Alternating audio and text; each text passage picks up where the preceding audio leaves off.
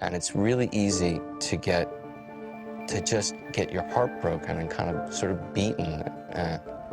You're sort of attempting to make films. I mean, it's a miracle anytime any one of them gets made, you know? It's a miracle. It's a miracle every time a scene kind of gets done and through the birth canal and done. I mean, it's never any less of a miracle or any less difficult. There just should be no fear. Just always remember kind of being pummeled by fear early on and feeling like, God, if I could have just got rid of that fear earlier, this might have been a little bit easier. Just don't give a fuck. That's kind of the best thing to do.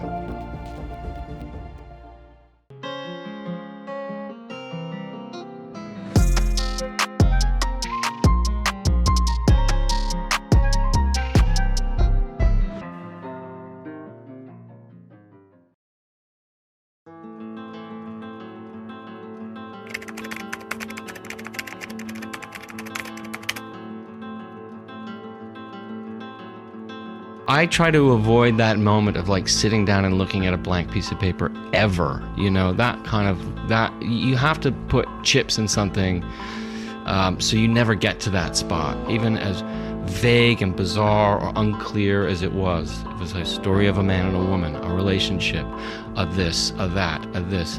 Somehow the dialogue starts coming.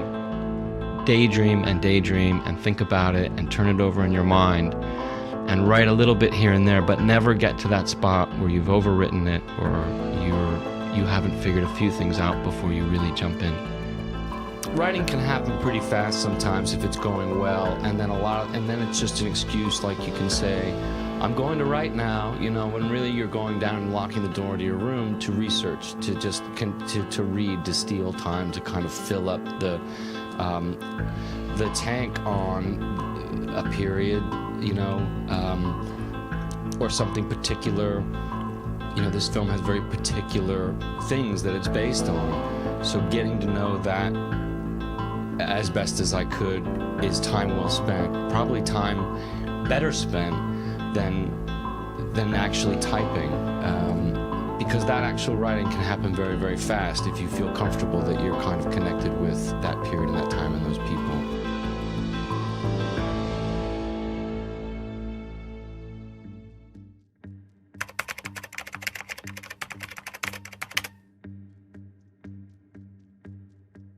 What's the plot? Well, who's the protagonist, you know? It's about hearing those questions enough and knowing that you've provided enough thought to them that you are ready to dismiss them, you know, that you can feel confident saying, yeah, but that's not what I want to do, you know, and I know that maybe that's a more traditional way to take the story, or perhaps I should answer that question. And until you can kind of reach the spot where you feel enough confidence to sort of, that you've genuinely thought it through to say, no, I don't want to do that, and I know that, it just means that you're trying to listen to some other part of yourself that's at work. Yeah. So yeah, I don't know. You know, when Freddie gets on that boat there, just talking about rhythms, I mean, I always remember reading, like, you're supposed to have some, you know, on page 30, there's a big action. Some indelible Some event. Big, and then page 60.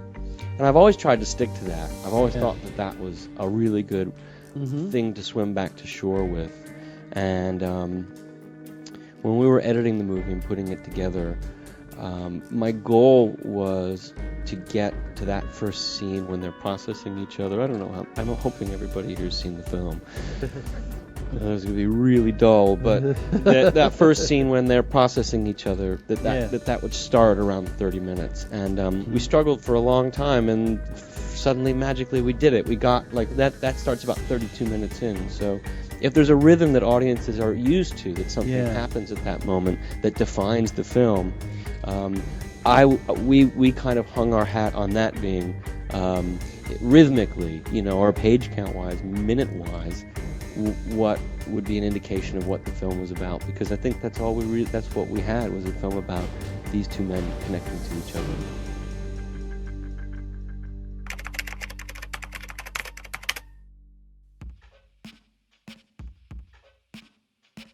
If I've ever had a theme in mind, I mean, usually that's just like the worst. You're kind of, then you know, you feel yourself writing. And there's nothing worse than that feeling of kind of chasing after a theme. I mean, that's always like writing at its worst for me, you know.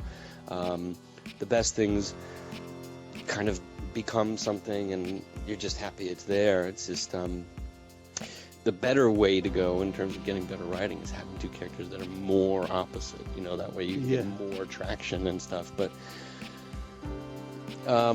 ultimately, if things are going well and the characters are coming out of you, or, you know, they're going to guide you how they're going to go. We all have families that we, you know, have to figure out and deal with and try and explore what went wrong or what's going on. Is that what interests you the most, a sort of sense of the angst or the dysfunctionality of a life? Sure, yeah, yeah. Because that's where the interesting stuff is. It's, you know, I think that, you know, families are just endless, juicy ammunition for great stories, you know. They're never going to let you down for good drama or good comedy. But here's what else they say about you, is that they say in talking about you that you love your characters, and it's all on the screen. Mm-hmm. Yeah. You're not too critical of these people.